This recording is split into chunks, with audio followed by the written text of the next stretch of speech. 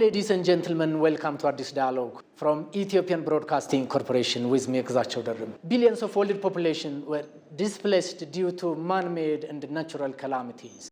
United Nations Office for Project Services, UNOPS, diligently work on these issues, where transboundary problems led billions of people to suffer as a result of this. My guest for today is United Nations Under Secretary General, United Nations Office for Project Services Executive Director, Mr.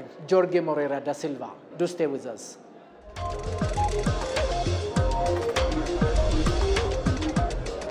United Nations Under Secretary General, UNOPS Executive Director, Mr. Jorge Moreira da Silva. Welcome to Addis Dialogue and ABC. Thank you very much. It's a pleasure to be with you in this conversation, enjoying a very important mission to Ethiopia, and it's a pleasure to be with you in this interview. Good. United Nations Office of Project Services have invested 2.7 billion USD up to 2023 all over the world, around 80 countries. How and why UNOPS is such significant? UNOPS is one of the largest UN agencies. We are, according to some data that I've seen, we are the 5th largest UN agency. And our profile is very much focused on implementation. Comparing with other UN agencies that are either thematic, focusing on one topic like health or education or environment or climate. In our case, we cover a range of topics, but also focusing mainly on implementation of projects. So we don't come to a country like Ethiopia with a strategy or with a program. What we follow is the strategy of the country. We bring our capacity for implementation.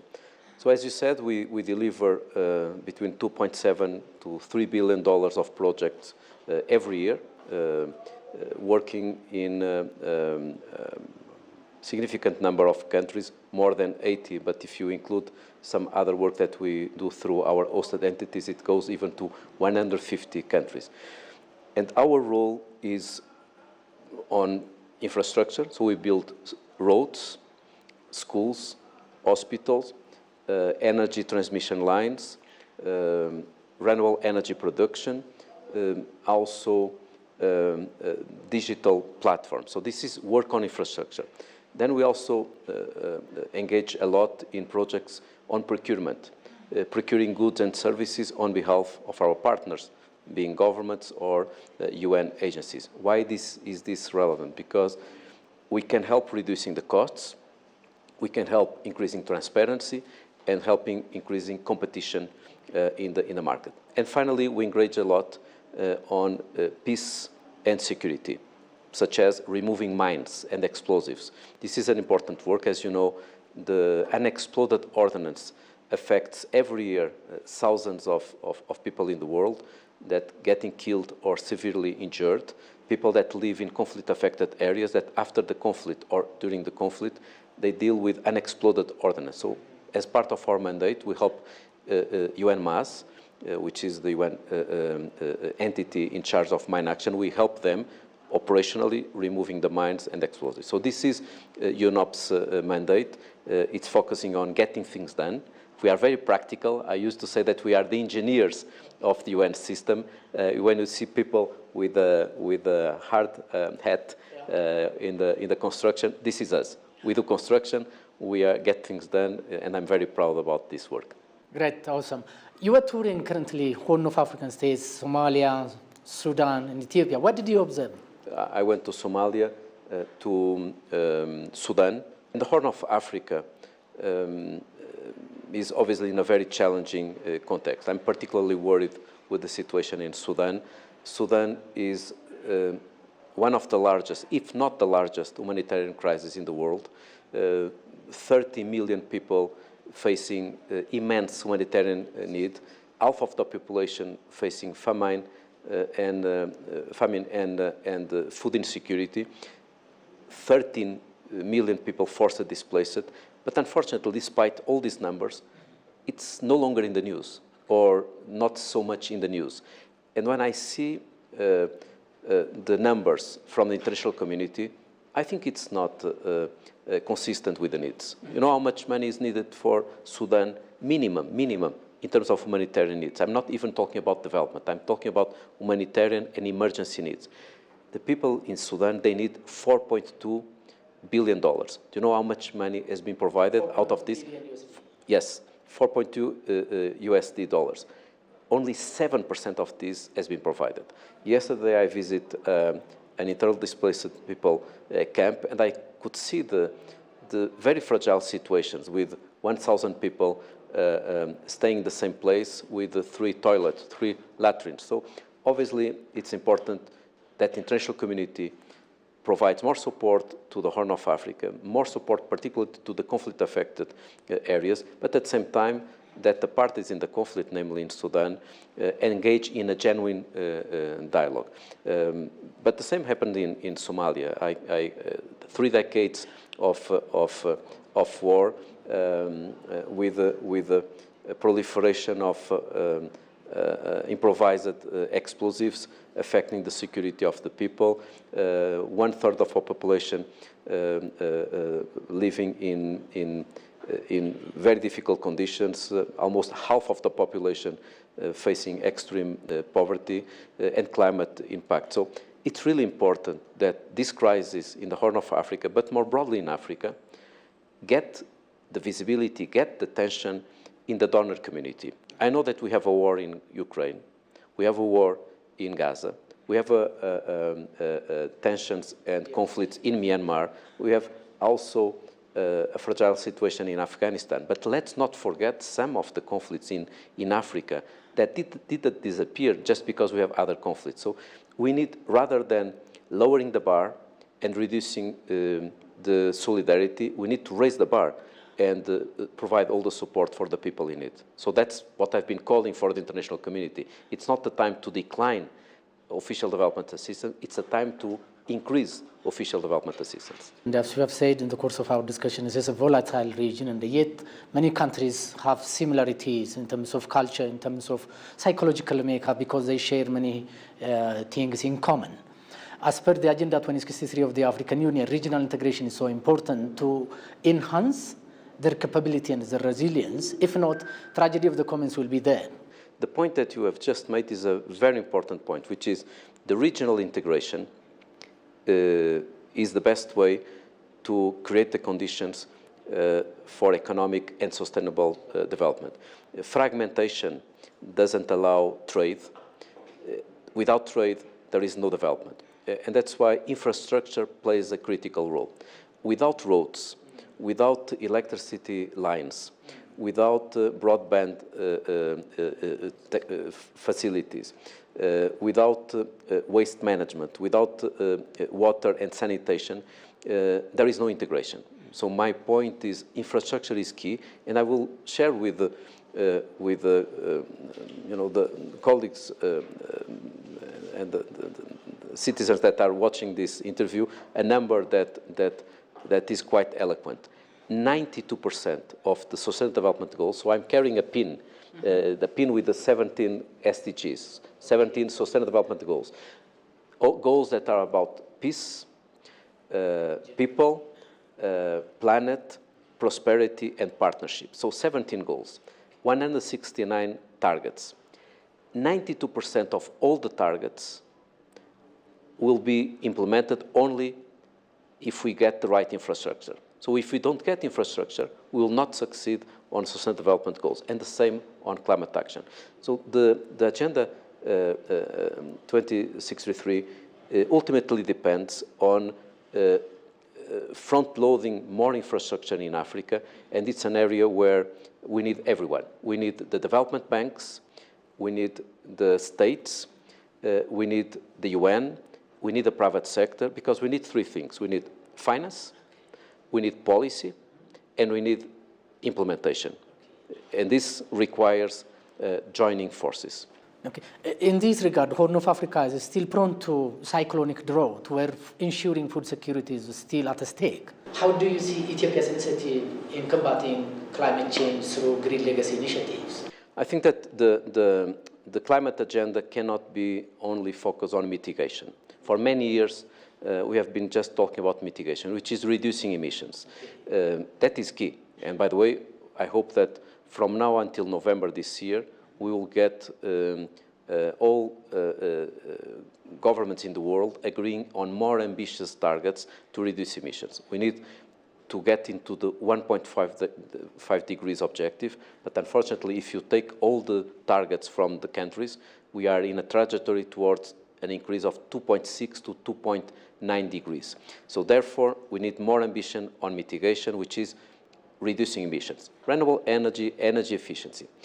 But there are other areas that were for many, many years overlooked, didn't get the attention. And one is precisely the area that you were mentioning, which is adaptation.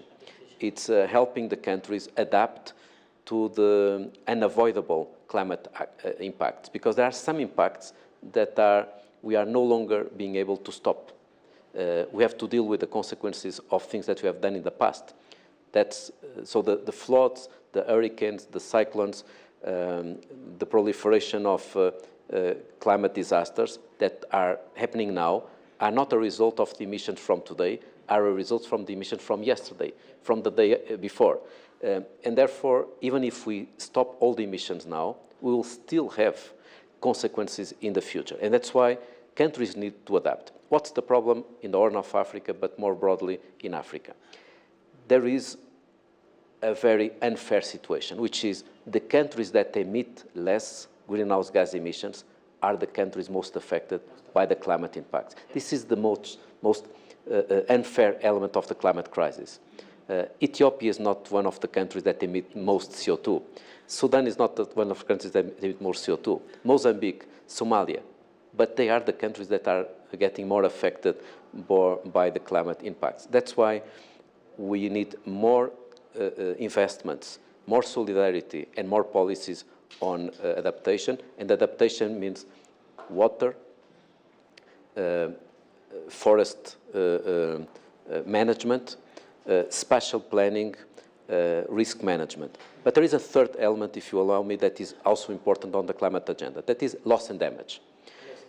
Some damage has been already caused by impacts generated by emissions from developed countries, not developing countries. And that's why there is an initiative on loss and damage that helps not only compensating the countries for the damage caused by climate impacts, but also helping them, and this is the most important part, building back better.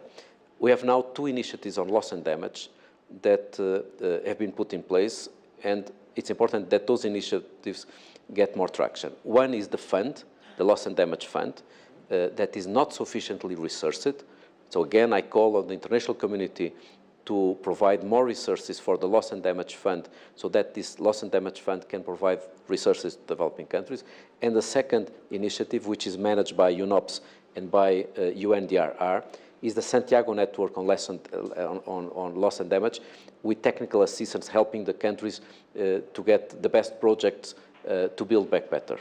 Ethiopia's government embarked on different multi-sectoral reforms, among which provide infrastructural development, urban re-engineering is the case in point.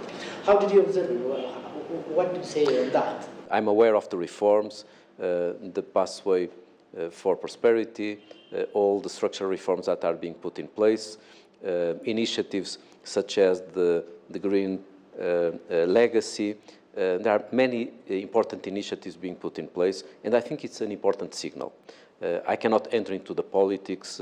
UN, we are, of course, independent, but obviously the only advice that I can give to any country that I visit, including Ethiopia, is it's important to continue reforming.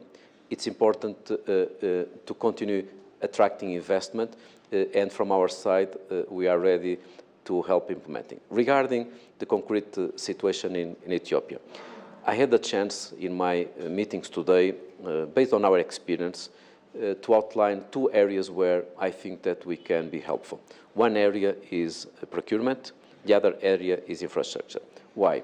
Because we have a good track record in Ethiopia in these areas. We have helped the government, but especially the population, the people, on areas such as schools and hospitals, water and energy, climate resilient infrastructure, decent job creation, support to livelihoods, including in Tigray, which means that UNOPS has been working in this country even in the most difficult areas, and this is being recognized by the government and by the population.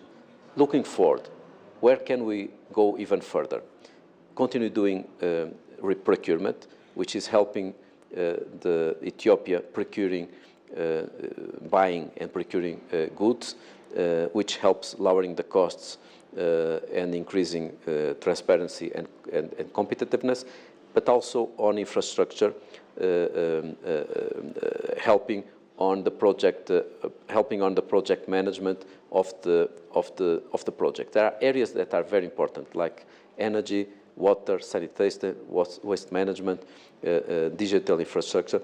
I think that these areas are areas where I'm expecting more partnerships. I'm very glad to hear, like I heard today from the government, a clear signal of appreciation about the quality of our projects. I'm really proud of my team here. We have a fantastic team in Ethiopia. It's one of the largest teams in the world. So the Ethiopia office is not just the Ethiopia office, it's also an office that supports the Horn of Africa. So I'm sure that more projects will come. Despite the fact that UNOPS has invested much, more than even 2.8 to 3 billion USD so far, as per the data indicated, empty stomach is susceptible to all forms of violence. Ensuring food security is the embodiment of your ultimate goal, as to my understanding. What do you say regarding this, where Africans have to ensure food security and sustainability in this regard? Because you've met Ministry of Agriculture of the Federal Democratic Republic of Ethiopia. Yes, I'm giving you two concrete ideas on where I think that our role could be important to support sustainable food systems, because we know that agriculture is so important for Ethiopia.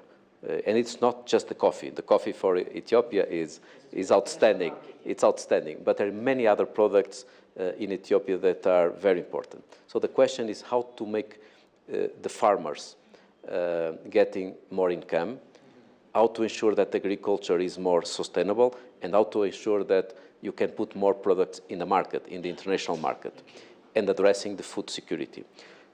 There are two areas where I think that are fundamental. There are many other areas that, of course, other UN agencies are better positioned to support, like WFP and FAO. But in our case, there are two areas where we can really support the farmers and agriculture sector.